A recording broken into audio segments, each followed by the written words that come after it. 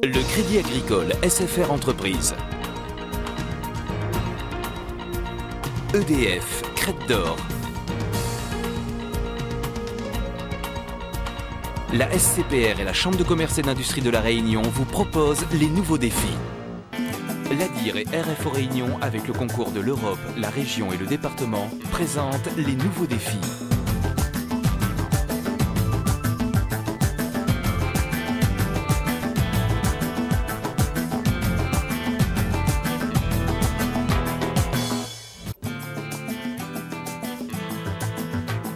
Sous les toits de la société Mascarin se mijote une cuisine odorante, faite pour exciter la curiosité des gourmands et des gourmands.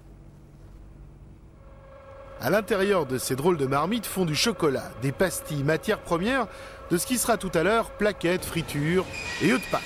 Aujourd'hui, on fabrique de la tablette pleine T4 heures, tablette chocolat au lait.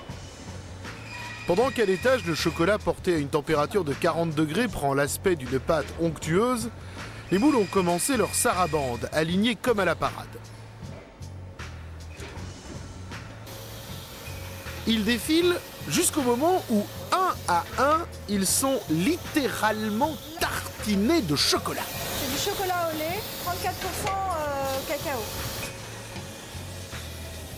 Une fois remplis à ras-bord, les moules sont soumis à une étrange tremblote. Donc on imprime une vibration sur les moules de chocolat pour qu'en fait il y ait des gazages, des bulles d'air qui sont à l'intérieur et que la tablette soit beaucoup plus régulière et beaucoup plus belle à l'aspect et sans zone de faiblesse pour pas casser trop facilement. Les plaques de chocolat sont ensuite réfrigérées dans une chambre froide pendant une vingtaine de minutes, le temps de prendre l'aspect définitif. Laissons-les refroidir et intéressons-nous à une opération délicate qui se déroule de l'autre côté de l'atelier. Nous avons tourné ce reportage quelques jours avant Pâques et, en exclusivité mondiale ou presque, les nouveaux défis sont en mesure de répondre à une question que se posent tous les enfants. Comment fait-on pour mettre les petits œufs, les petits lapins et les petits poissons à l'intérieur des gros œufs? C'est tout simple, ils sont fabriqués en deux parties. Alors qu'est-ce que vous faites au juste, vous, madame? Je fais la pesée. Donc chaque œuf doit avoir le bon poids, Oui, c'est ça? oui. Et c'est combien cette fois? 260 grammes, oui. Une fois remplie la première partie, on fait chauffer l'autre partie. Qu'est-ce que vous faites là au juste? Je fais le collage des œufs. Et là vous chauffez l'œuf, c'est ça? Oui, je chauffe pour perdre un petit peu de volume. Il reste alors à ajuster les deux moitiés, le chocolat fondu sert de colle, le tour est joué. Les plaques sont maintenant prêtes pour le démoulage. Nous sommes en sortie de chambre de refroidissement. Le chocolat arrive, il est dur, il est terminé. Il va subir son démoulage. Donc les moules sont ici, ils sont renversés. Subit ensuite un tapotage pour bien démouler la tablette. Le moule part d'un côté, la tablette part de l'autre sur un tapis qui va distribuer sur la conditionneuse. Cette chaîne peut produire jusqu'à 8000 tablettes par jour, soit 800 kg de chocolat. Ça vous plaît de travailler dans le chocolat? Disons que si ça me plaisait pas, je serais pas ici. Ça fait 8 ans quand même. Hein. Aujourd'hui, les plaques sont conditionnées dans un emballage souple, qui, paraît-il, plaît beaucoup aux enfants. Mais bien sûr, une partie de la production est toujours présentée à l'ancienne, double épaisseur et papier d'argent. À l'approche de Pâques, l'entreprise a connu un sursaut d'activité, même si cette année, elle a surtout produit ses œufs en couleur à destination des collectivités et des écoles.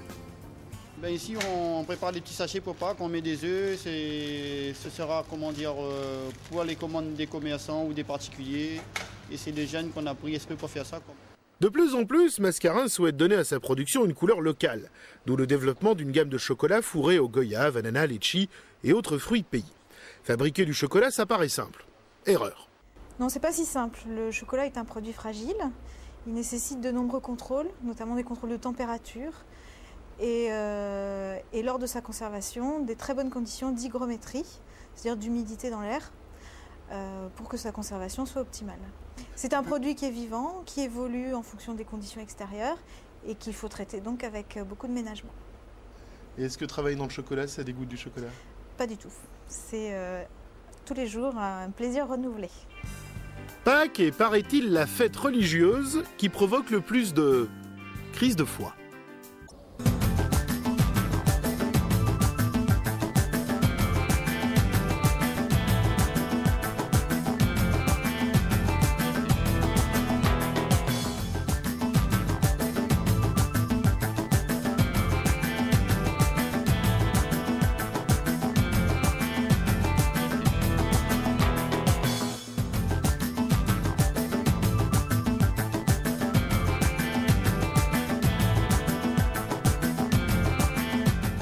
Le Crédit Agricole SFR Entreprise. EDF, Crête d'Or.